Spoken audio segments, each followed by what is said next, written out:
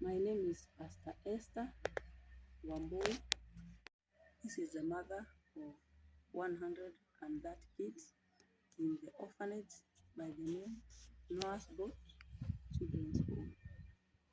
And today, guys, I'm so humble to give you my life history, where I was started and become with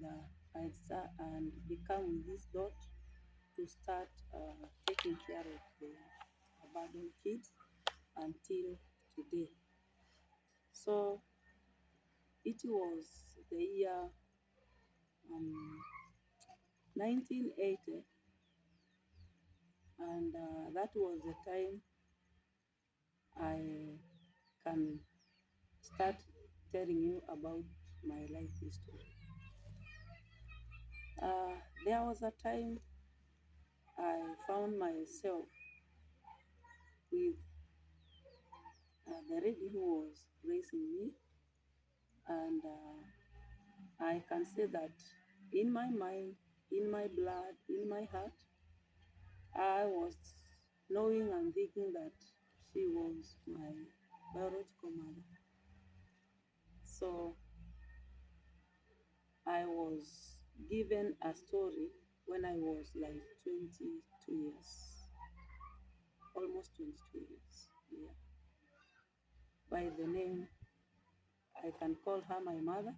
His name is Leah. He told me a very sad story, and that is the year almost 2000. Story that he has in his mind in a lot of years, and he was just keeping quiet not to tell me. So he started telling me that there was a time, 1980, there was an accident in Narok town, near to the big bridge. There is a big river, and there is a very sharp corner there from the bush to enter to the main road. She told me that my mother, my biological mother, and my biological father, they were a Kikuyu tribe. He knew that. So that it was an like almost evening time that my mother and my mother, they were inside the small car. My father was driving that car, and in the bridge, when they are passing to the bridge, it came a big lorry coming from that bed corner from the mountain, and that lorry was carrying like stones. And when the lorry wanted to pass the small car, and there is a corner, so the lorry hit the small car. That car, my mother and my mom was inside, and they had a baby girl. The baby girl was me. They were putting me on the behind chair, and I was very sick. They were taking me to the hospital. So the accident happened there, very deadly, and the car was crashed immediately there. My dad and my mom, they died there, and the boot of that car was opened by that big hit, and the power thrown the baby girl to the bush on side the road like this. There was like a bush. So when the baby girl fallen down there, it's like she become unconscious. After policemen came there, they took those cars, the lorry and the small car, and 2 dead bodies. That was my mom and my dad. And in the night, the policemen, they didn't know that there was a baby behind. They took those bodies and the car. They forgotten there was a baby. night, the lady was passing there, and she had the cry of baby crying on that garden, on that bush. And she went there, she took the baby, and she go to the police station, and she requested the policemen to allow her to raise that baby because she didn't have a baby girl in from his womb. She has already boys, and the policemen tell her it's okay, we can allow you to take care of that baby. So she went home. She started raising me. She started raising me. When I reached like 10 years, she has never took me even to school. But she loved me so much. She was taking me to the church and teaching me on how to do the manual work inside the compound. She has a permanent house. She was teaching me on how to wash the clothes and even how to clean the compound, how to plant the flowers, and even how to wash the clothes and how to clean the inside the house and make every room to be very clean and tidy. So after I reached that 10 years, she took me to her friend, and her friend was a pastor, ready pastor.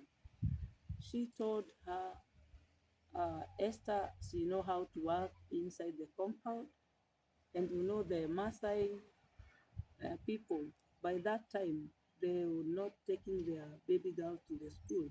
They were only taking the boys. They were planning that the girls, their job is just to get married, giving birth, taking care of cattle and homework, the work in the compound, in the home.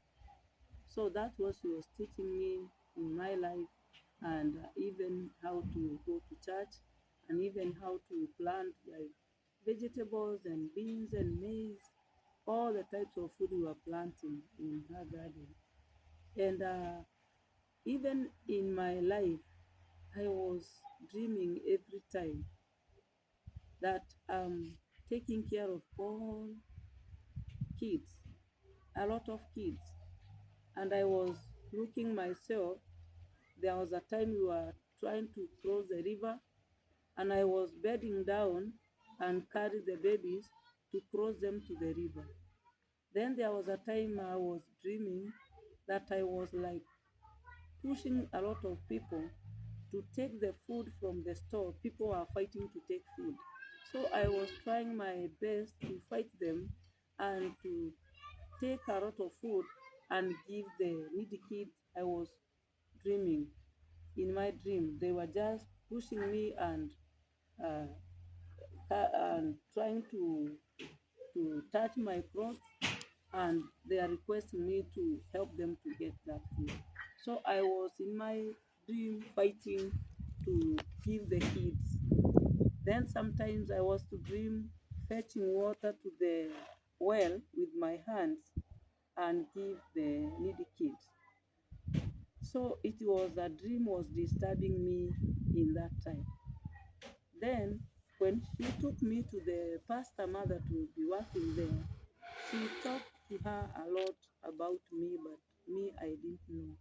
She told her how she raised me, how she got me, but because I was very young and I was very sick, I could not even recognize how I was raised since I was born as a baby girl. Then from there, so she talked with that lady. Esther can be working here, helping you, and sometimes you can come to the church with her, and she could be a big help to us. So every weekend, like Saturday and Sunday, I could go to my mother home just sometimes to do some small work there, and sometimes sleep there. And the evening on Sunday, after coming from church, I have to go back to the pastor mother. So I stayed to the pastor mother like let me say like more than 10 years, almost 12 years, I came to understand that the lady, he was thinking about me, that if she could die and I'm not her biological daughter, what could be in my life? And no one can come and take me in a good care. So her plan was for me to be working there. The end of the time, if I need to get married, I could be having something that I can be maybe starting, opening business or anything in my life. She had a good plan about me. So after that 12 years, the one son of my mother who was raising me when I was young, that son had a friend, and the friend was from Chisi. They were very best friends. They were coming to the home to visit, and they were very best friends. So that friend of the son of my mom starts looking me so much what I'm doing. I was planting a lot of flowers and making design the whole compound. I could mix white, red, pink, white, green, and even I could dig the barrel and write the name of anything there, maybe God, all anything, and plant the flowers that when you can see, you can read that name. That's how I started planting flowers, very beautiful flowers. And I was requesting friends from the church, if you have a very nice flower from your home, please you can give me some branches. I like to plant flowers. So the home of my mom, who corrected me, was a lot of beautiful flowers, and they were different flowers. I was mixing them in a very unique way. I can even sense some place of vegetable or onions with flowers. I like flowers so much. So from there, that friend of the brother to me, let me call the son of that mother my brother. His name was Sankari. They were Maasai. And even they were calling me by the name of Maasai, Esther Nasibai. That was my name. Nasibai means the happiness, the one who gives happiness. Nasibai. So you can speak Maasai. Yes. So how many languages can you speak in Kenya? Now I can speak Maasai, Yes. I can speak Kikuyu, I can speak Kisii, Kisii. and I can speak Kiswahili, and I can speak some English, And not English. very well. Oh, nice. So it's almost like 5 languages. And still, I'm hearing Korea language and some Ruas and some Ruya, because I have raised a lot of kids, and I really like to ask them to give me some names by their languages. So from there, that man, the friend of my brother, started to, because he was a good Christian. And he started telling me, I don't want to take you from your home without telling your parent that I'm going to marry you, and I don't want to take you in secret way. I want something very straight. I could come here with even the photos of wedding. They are inside my box. Yeah, so finally, after sending pastors, because I was virgin and I was praying so much, my mom taught me about how to fast and pray, fast and pray. she knows what he was planting in me. So his life was like spiritual life. Anything that we could do, we could start kneeling down and pray. Even in the garden, we could go to the garden, kneel down and pray, and then start working. Anything that she could do, even towards the cross, she was telling me that if you want God to use you, you have to put God first in everything that you do. And she was knowing that behind, she has a very painful story about me. So she was watching me with a lot of tears. I could not imagine why. And even when she took me to work, she had a plan because she had a lot of boys, and they started dying until they remained two. So the mother, even the husband dying, that I could call my dad, the mother get be abnormal. He was like a mad woman. Even today, I used to go there sometimes when I have time, when I have something, just to wash her body, to cut the nails, the fingers, toes, and towards the cross because I'm only daughter to her. So she really loved me. She showed me a lot of love and even a lot of joy. The period of 10 years that she has been with me, let me say it was like a spiritual school because that was my foundation. And a lot of time we could spend a lot of night in the church praying. So that was my foundation. And from there, God started sending me songs in a dream. And when I go to church, I have to sing the song I dreamed very well. And even other girls used to ask me to write those songs down. They were like it. Even I start teaching them. I had like 27 songs in my dreams, dreaming songs, and teach some friends. And we sing in the church. So after I reached that 20 years working as a house girl in the house of pastor mother, then I feel that love to love the guy who was proposing me. He told me that now I'll send our bishop and our pastor to talk to your mother, and then I'll come with my friends just to open up to your mother that I want to do marriage, to get you like my wife. I like the way you are cleaning the compound. I like the way you are planting these flowers, and I want you to go clean my home and plant all these flowers to my compound.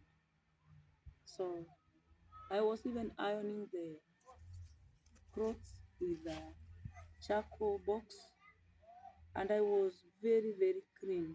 He was telling me I could not really know what he was showing me, but he used to tell me that Esther, you are very clean, you are very tight, you look very humble, you like prayers, and you look more spiritual. And I was looking to have such a kind woman to be my wife. So if you are around me, I can go and plan on how to get married with you. Finally, after talking with Bishop and he opened to my mom, I decided to say yes. He has never told me to sleep with me.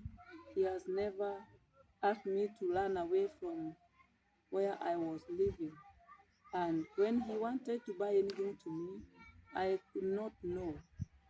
He could send the money to the pastor wife to buy for me something that just like a gift. And a lot of big gift I was denying, no, no, no, no. Sometimes told me, I want to buy you shoes, I want to buy you clothes. I say no, because people can look me in another mind that maybe I have decided to be like the world girls. And even my clothes that I was wearing, I could wear the very long clothes that touching down to my legs. and the hand of my clothes was just the way you are looking me. I could not wear the clothes from here to here. I could not be open my body. And even I used to cover my hands with a maybe tie or head scarf, things like that. I was just like to put my inside beauty, to be humble, to be a woman of prayer, and to avoid to have a friendship with boys. I have never do any relationship with men until I get married. So even he can testify. So from there, after I agreed and the mother agreed, mother asked me to come with him and pastor, and he started telling my story. Yeah. So do that one. Sorry for that, and sorry for the story. It's a very touching story, and we are really sorry for what's happening and what happened. And yeah, sorry for that, man. Sorry, we're really sorry.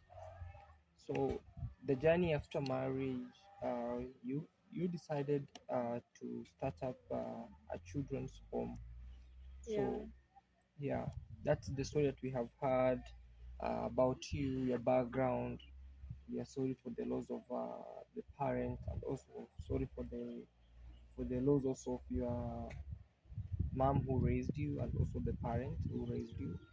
And for now, like since you started your the story of now, you started your children's home or the children's home. How did you start raising it until now? We have So this Noah's boat. the time she called me, I went there with my pastor who was ready, and another friend of my mom, another lady who was loving me so much. When we were praying, we have to join the hands together.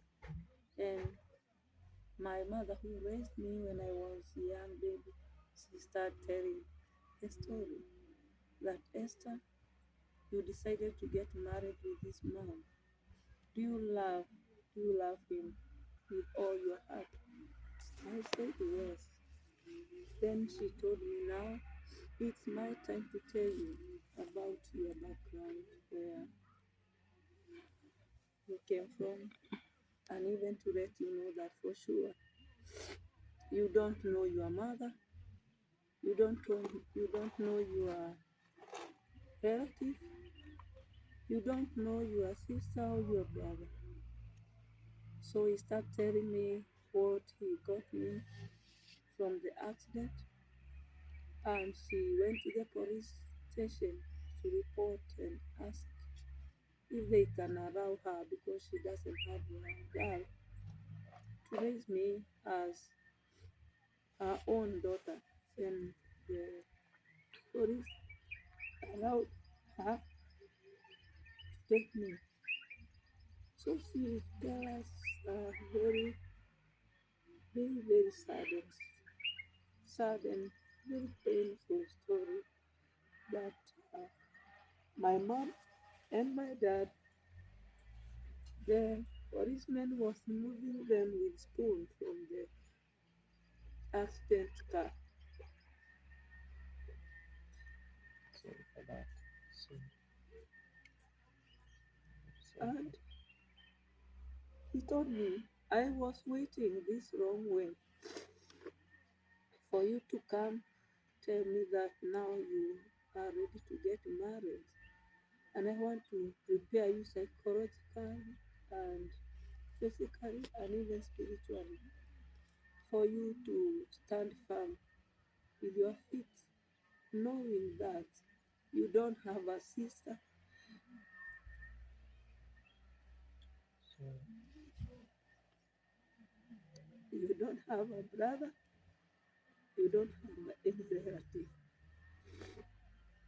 She told me that she was just decided because she doesn't have a girl. mother and even to show me mother regard. She told me I was very, very sick, almost to die. I have a lot of wounds and rashes in all over my body, like measles. But she took care of me, and when she started telling me that, she held me and she told me, "This is your foundation." But she told me, "I'm not going to leave you alone." And that's why I decided to take you to my friend pastor so that you can be there. I had a plan, maybe after being there all those years, you can get paid a good amount of money. You can start your own business and you can start planning your own life, knowing that I am only one in your life. So if you're going to be married now, you have to take care of yourself. And since from today, I want you to take this man and start counting him like your father, your mother, your sister, your brother, your relative. That was the word she told me. And she told me she has already allowed me to continue the marriage. I'm going to take care of you all my life and even respect you and your mother who was raising you. I will be allowing you to come just to have a time with her, like the way if she could be your biological mother. We proceeded with the preparation of wedding and immobilized a friend, churches, and we start following the plan of wedding. He was allowed to go to work in somewhere in Morana,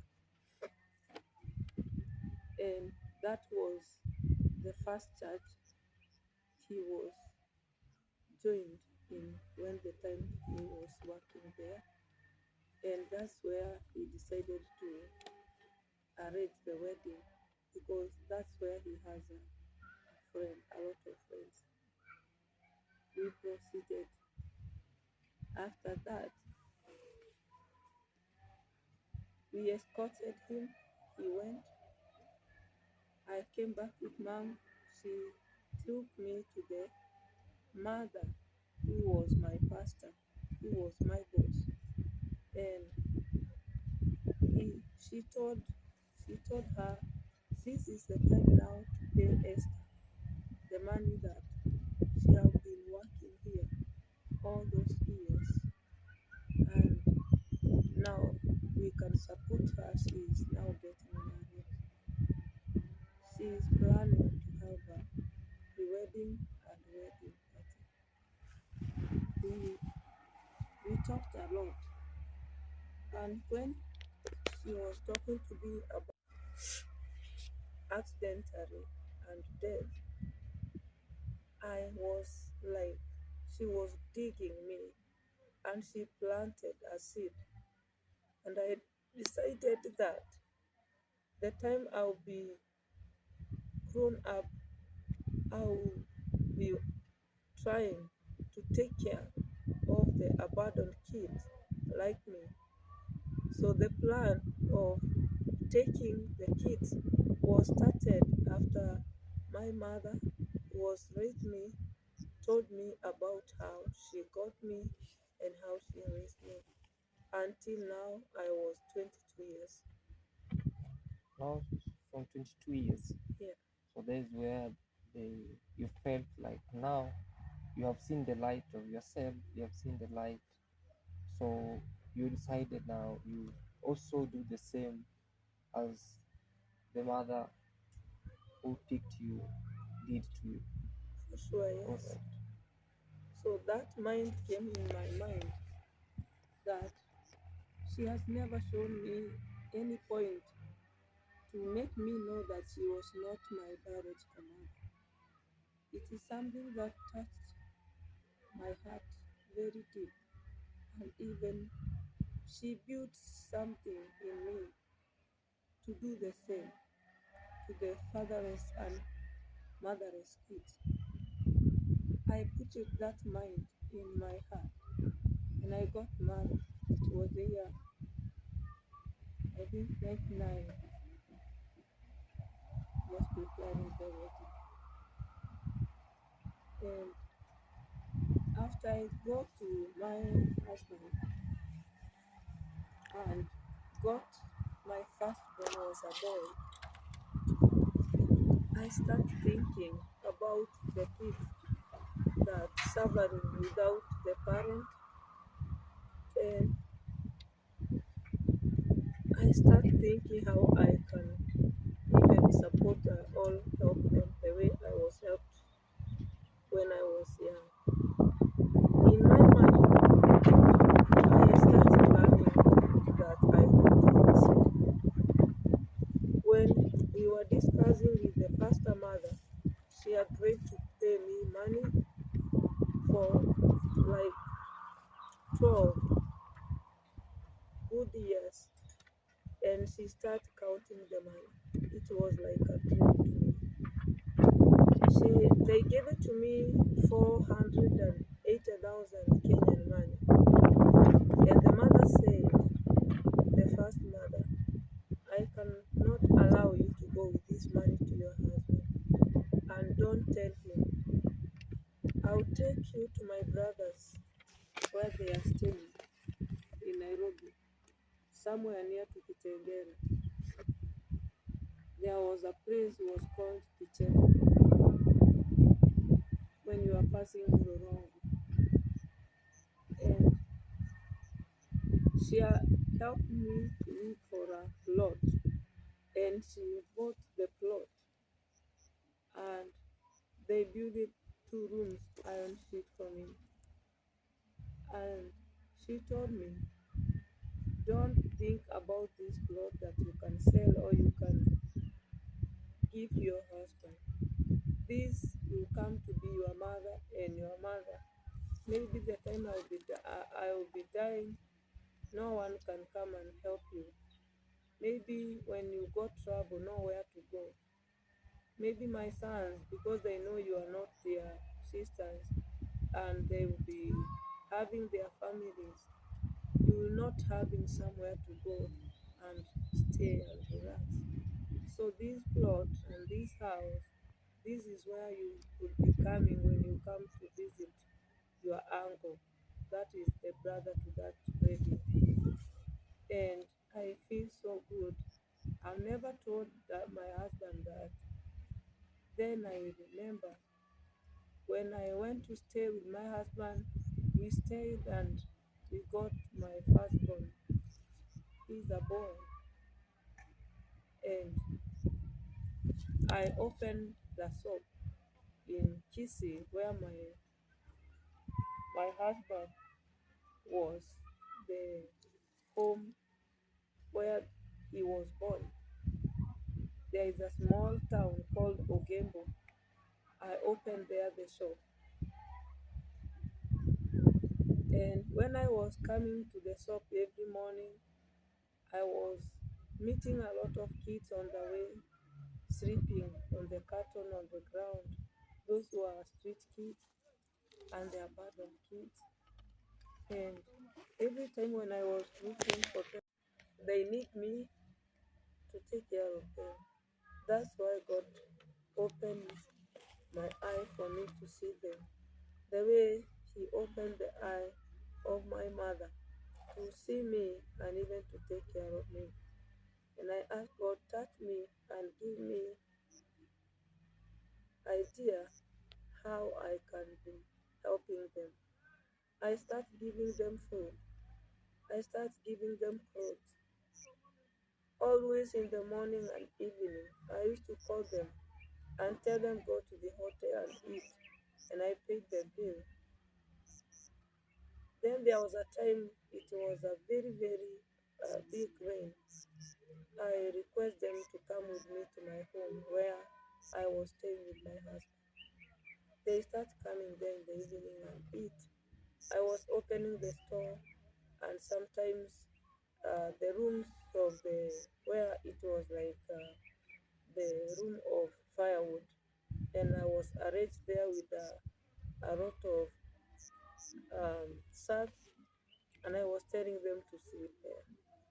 So Time that was the year it was the year end of 2000. end of 2000. Yeah, So and this session of having a children's home, you started it early as yeah, 2005. yeah. Yeah. I start giving them food and help until I start counting them. There were 45 kids that I was helping every time. I could even go and took their clothes and take them to my home and wash them and ask them to come in the church. I give them the clothes, the clean clothes, and they wear. I go with them. Even my husband started realizing that I have corrected kids. They are using to come home every time to eat. Sometimes in the shop, when I don't have food in the shop, I buy for them. He started asking me, how are you planning to do all this? And your shop is not that big. And I said, God is opening the way to get benefits when I'm selling things. People are coming so much in my shop. Uh, the money that I'm making is a lot than the way I was making before I started giving them food. I continued until to the year 2007. The year 2007, I was expanding my shop. I was putting, this is the shop, and I putting another shade outside and putting the um, like nylon paper, big one, to cover. Inside was clothes, new clothes. Outside was a shoes. So I was selling them, and I even was choosing some of them and give it to those kids. One evening, it was um, almost December to, it was almost, there was people were learning for a post election violence, looking for a presidential chair. So, and it was February. So people, they were fighting tribalism. If you are not my tribe and you don't want to choose the one I want, they start fighting. So they were fighting. Happened a lot in Yeah, 2007. it was 2007. Since February to December, our country, Kenya, was shaking a lot of post-election violence. So it happened on my shop where I had that big shade I was putting the shoes. It was in evening time, and I took the shoes from outside to put inside the shop and close the shop to go home. When I locked the first door, before that morning, that night, I had a cry in a dream, a very big, touching cry for a lot of kids. And I was like, maybe I'm getting sick. Because even when I wake up, I was still hearing that voice. Children crying. So I wake up and pray. Then when I'm sleeping a little bit, then I heard the cry of babies. I start looking like a dream, and there was a voice telling me in that dream, Esther, take care of these kids. The kids were outside crying. So I prayed and sleep like 3 times. I was hearing just voice telling me to go. to take care of these kids crying outside. But when I wake up in the morning, it was just a dream. I went to my shop. That day, I sold a lot of clothes, a lot of shoes. So, and in the evening, I said, it's a lot of money. I have never sold a lot of money like this. I see it's a lot. I decided to put those money to bag, to inside the bag, and go home. When I was locking the doors, I hear the same cry that I was dreaming in the night on my doors of shop. Children crying, and I said, what is dream in a daytime, evening time? Maybe I'm getting sick, I'm confused. It's really cry. Then I opened the door. When I opened that door, there was two trucks, GK, Kenyan government. They are pouring the kids on my doors where the shade was, and the kid was crying. The kid was from, they were corrected, they were correcting kids from Kericho, even that side, Kisumu, Kericho, Keroka, and they bring them to Kisii. They pour them there. So by Yeah, that time, did the government knew that you were operating a children's home by that time?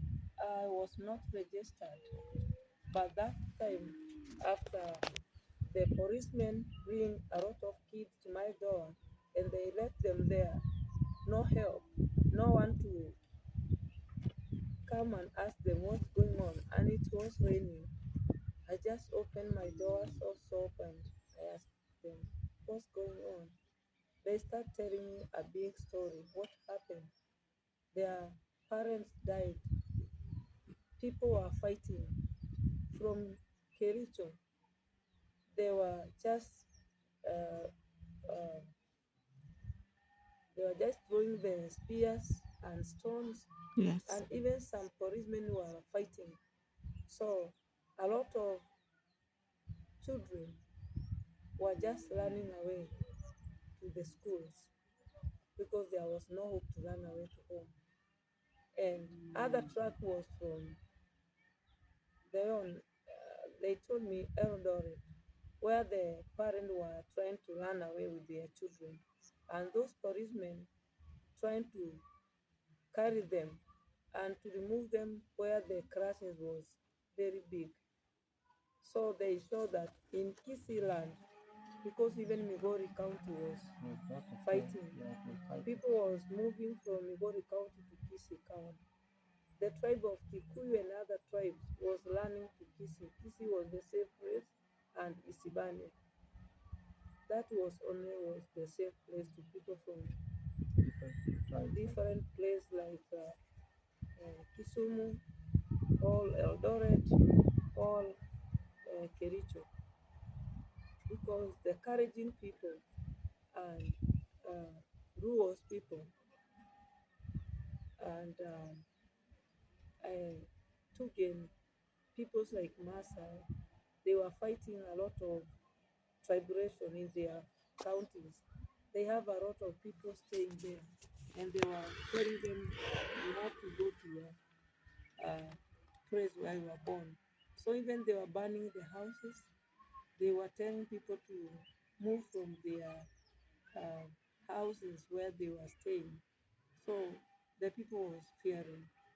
After I opened the door and saw those crowd of kids, I shed tears and I heard the voice that was hearing the night. Esther, take care of these children. And there was another lady who was my friend. I asked him, how can we help these kids? And she told me, because he was hiring the house. Me, I have only one house. We are staying there with my children and my husband. But you have a home. You have a lot of stores. You have a kitchen. You have a big room where you are putting the firewood. You can cook with a mercy. Maybe you can take them, and maybe one week or some days the government will come and take those kids to return them where they got them. I talked to the neighbor of my shop. He had a pickup to carry the young kids to my home where I was staying with my husband. And he agreed with me. And before we go, that that neighbor of my shop had a hotel. I asked him, "Do you have any food left in your hotel?" He told me, "Yes, I have enough food worthy for 7,000 Kenyan money." And I said, "Can you please allow this kid to eat that food?" He said, "If you can pay, even me, I can add more food for them. But you need to pay 7,000 for them to get even a tea and the other food that it could be there until tomorrow. I can offer even more for them to eat if you decided to give them mercy." And I said, "When you show mercy to the people, God will show mercy to you. Let us uh, give them that food." He said, "Yeah, tell them to enter to my hotel." I tell them to enter to the hotel, and I give it to them that food with the owner of the hotel. After they ate, I asked him to help me with the pickup to take the ritual kids to my home. And the ones that were big, they could walk with me. We can walk together with them so that I can show them my home. I took those kids, I go with them to my home. When my husband showed me with a lot of kids, he was worried. "What have you got all these kids and you have decided to bring them to this home? How are we going to eat? Which cooking pot are we going to use with all these kids?" A lot of kids were 189, 189 kids. When I took them to my home, I opened the store for the firewood.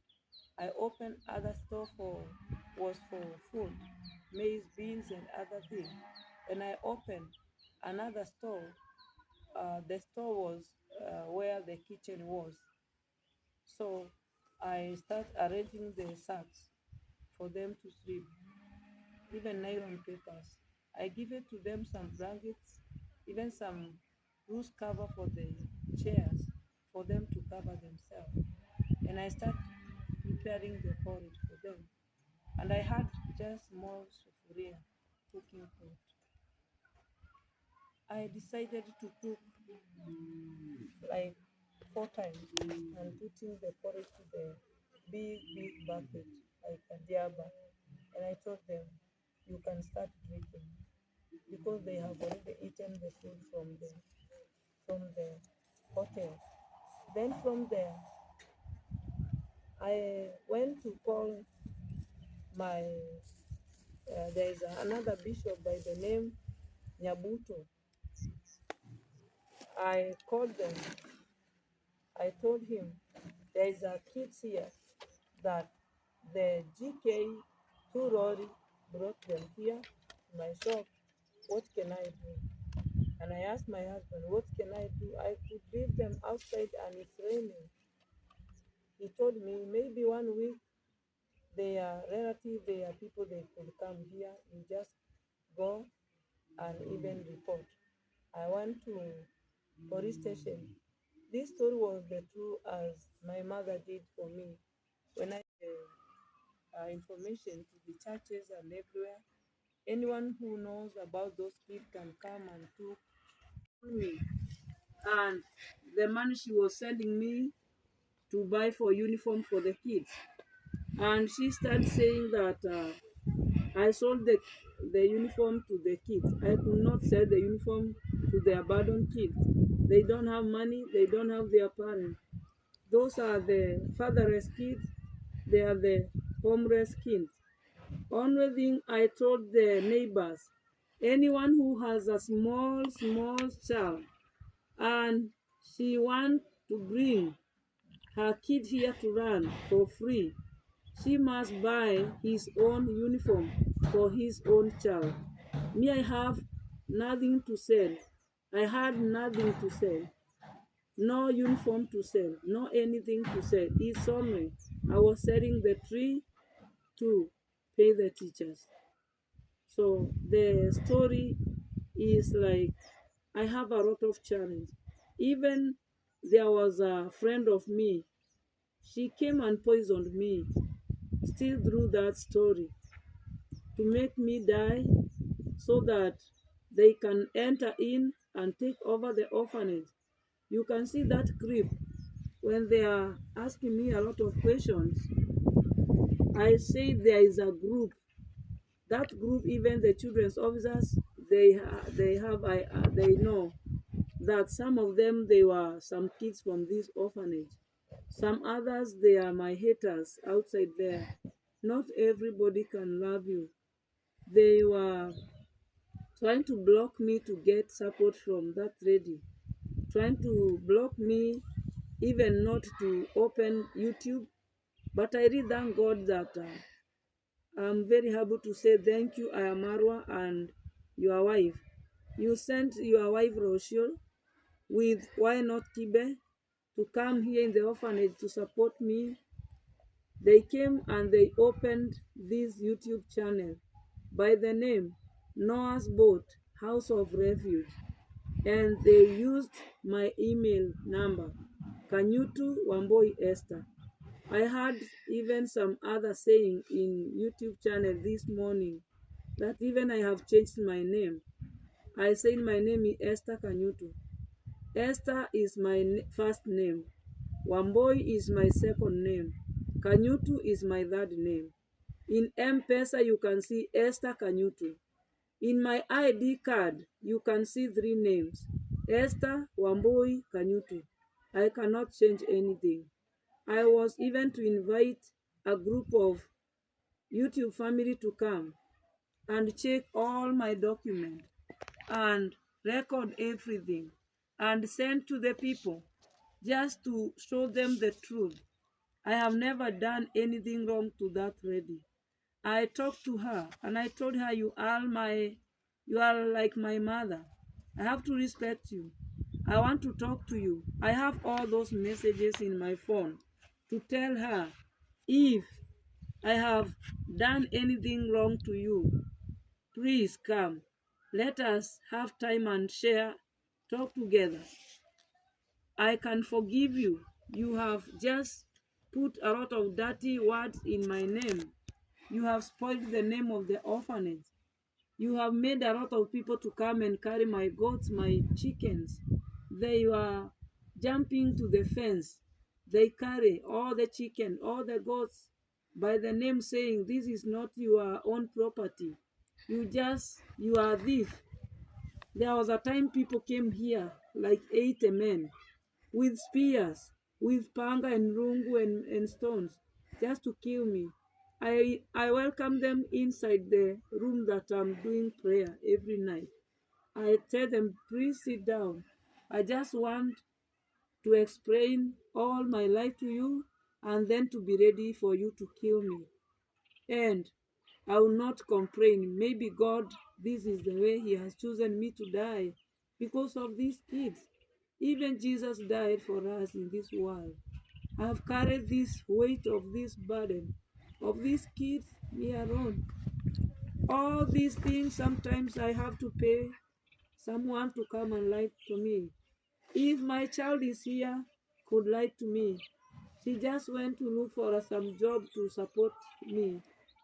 Yeah, that's my firstborn boy. And my second-born daughter, she finished the school just last year. She was the one I was breastfeeding, my one side breast, and she ran more to share from my chest. Yeah, she used to tell me that sharing is caring. When she came to realize that the kids that I was breastfeeding together with her, there was not my biological daughters. There was not their real sister. It was so sad. Even the people, when I told them the community that story, the man that was coming here just to kill me, they just start crying. and they even start supporting me. All of them, they turn to my side and start bringing food for the kid. And they told me, don't fear. Even today, if they can come and they can ask the community can tell you that Esther was passing a lot of desert, a lot of trials, a lot of trauma. I was exhausted. I was poisoned 2 times. I was admitted so many times in the hospital because of a lot of uh, stress with these kids. And I cannot run away from this orphanage. I cannot be a sinful in this work. This is God's work. I said, even if I can die, let me die. God will pay me back. I'm not working for by myself. I always working for the benefits of these kids. And I sacrifice all my life to give them hope, to give them parental love, and even to make them to feel that they have motherly love. They found me and I put them like my pattern, the way I was raised until I get married. We have 17 girls already got married from this home. The pattern that I was passing the time I was young, that is the pattern they are passing until they got married. So there was 9 boys. They stand with that white lady against me. They wanted me to cut this land in pieces, and allow them to sell it and close the orphanage. And by that time, the government has started Migori County, Kehancha, immigration in Isibania and mabera to bring a lot of abandoned kids, FGM cat kids, the lost and found kids, neglected kids. I'm here with them and I'm not fearing. I am asking God to help me to stand in every trial. I cannot learn any trial. I have to pass through the valley. I have to carry that pain. I have to carry that shamefulness. I have to cry. Even Jesus was crying on the cross just to save us. I know that it's not my work. There is another, people was complaining about the mattresses, that David Jr. brought the mattresses to me. Yes, he brought the mattresses to me, like 27,000, 27 mattresses. The first, the first time it was um, like 17, and then he brought another one. I put it 17 to the boys' room. They were not that big size. I put it the big size to the big girls' room because the big girls was not wetting their bed. The first time I received this big support from YouTube is the first man to come here from YouTube by the name Maja. He just came after heard that story that there is a lady near to this village, near to Isibania, disturbing their life, disturbed so much, staying with a lot of kids. When he came, I told her everything. I told him. He told me, let me go and I will come to support you. The second time they came with Nasto, and Nasto was so touched. He told Maja, we have to carry this mama like our mother. We will be coming to appear here like her own sons. They used to come and bring me some food, and I have the book that when I received the donation, I showed you there is another book I was writing down to show them that I recognize what they are doing. There was a time they came with Mercy Empire.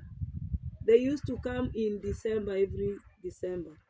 The time I started to receive YouTube people is like almost 3 years ago. They came to December. They came in the middle. There was a time Nasto and Mercy Empire and Maja brought me, and I don't know, Moses. They brought me 26 mattresses. Guys, you know, we had 150 beds. Me alone, I bought like 130 beds, and the 20 beds I got it from my friend from Kisi.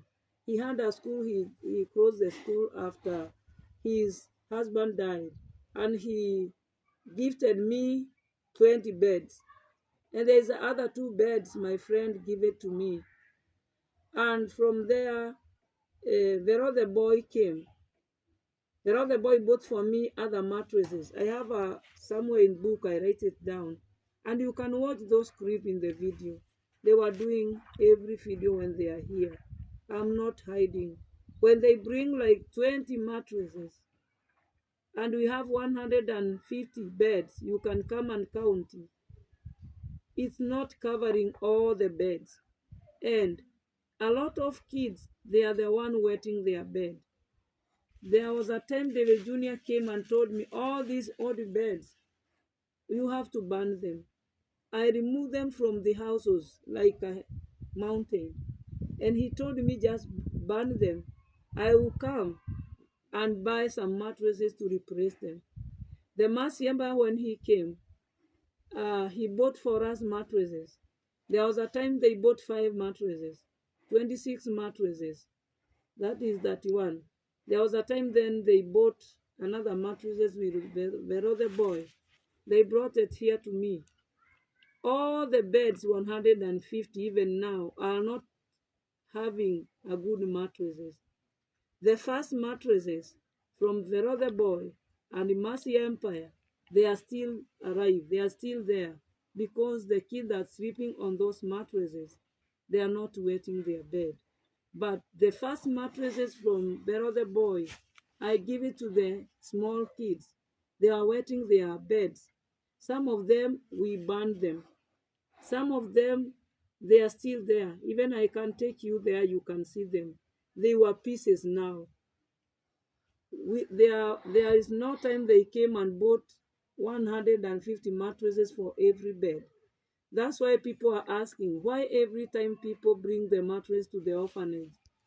Because 26 mattresses from Mercy Empire and 5 mattresses and 6 mattresses and 15 mattresses, all of them, they cannot cover 120 mattresses, 150 mattresses.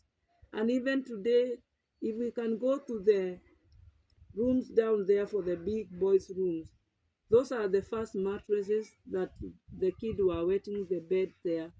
Even those are still pieces. We need to replace them. And there were 15 beds there. We have other rooms for the girls, just to this corner room. When you enter the first room, the second one, those mattresses were from the other boy. The smallest girls, they are sleeping there. Those mattresses are there, but they are all worn out. Those are the 6 beds. Even now, we need to buy and change them. That's why people used to ask, after 26 mattresses, after 5 mattresses, after 6 mattresses, after 16 mattresses, they have never covered the whole bed, all the beds.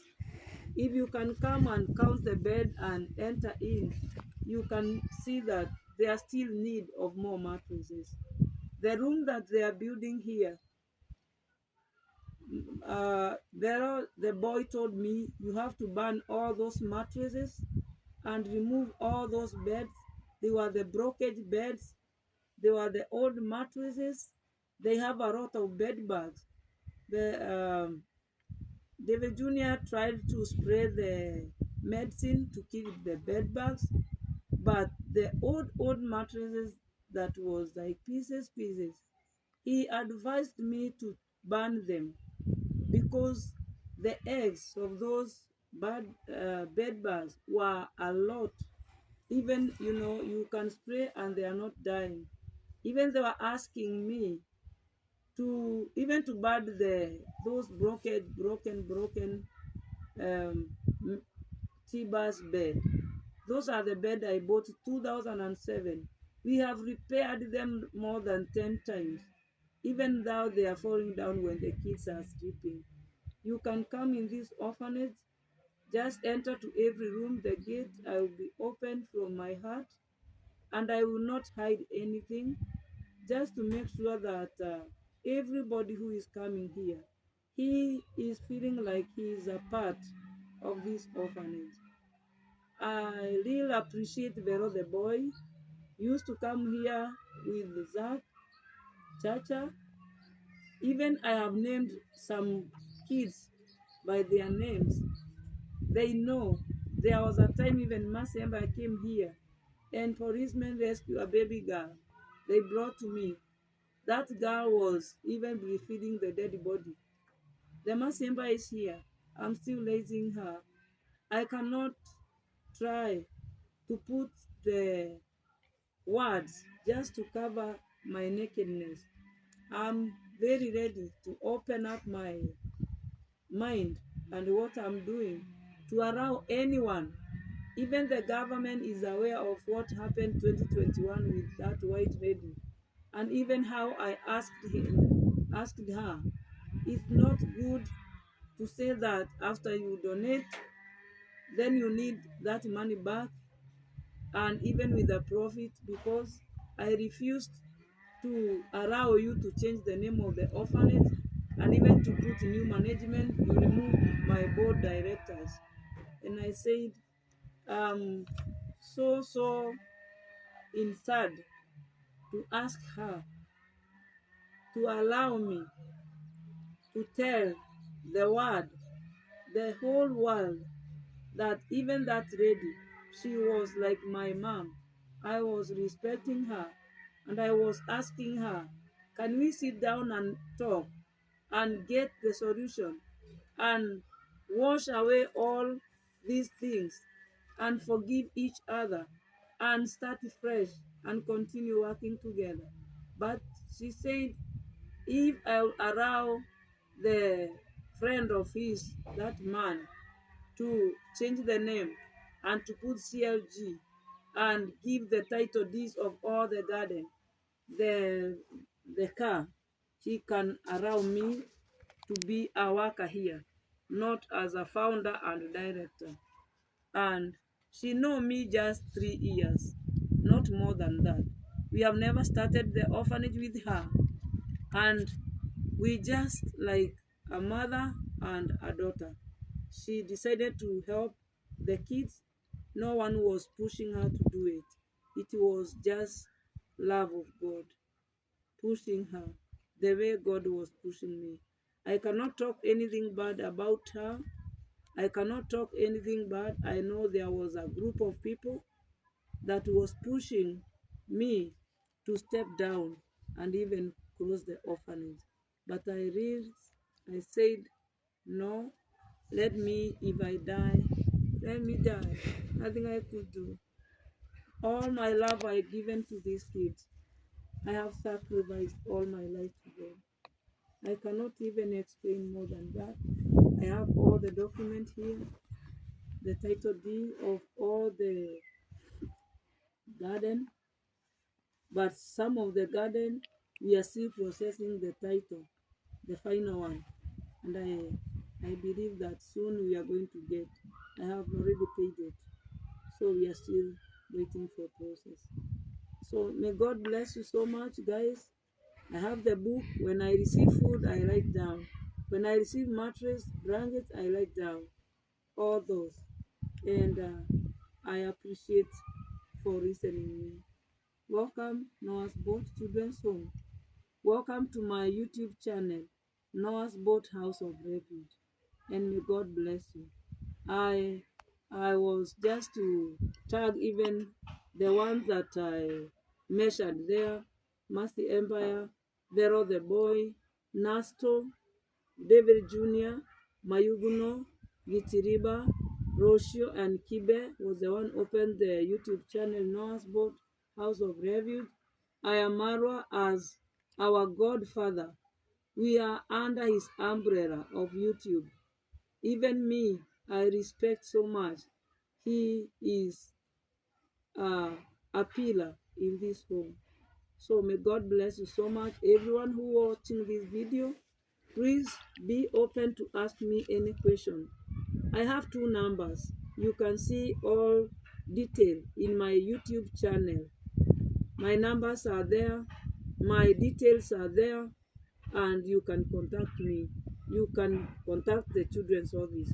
You can get the final judgment 2023, and it will be clear for everyone, because those are the scandal people was trying to to to put bad smelling in this home.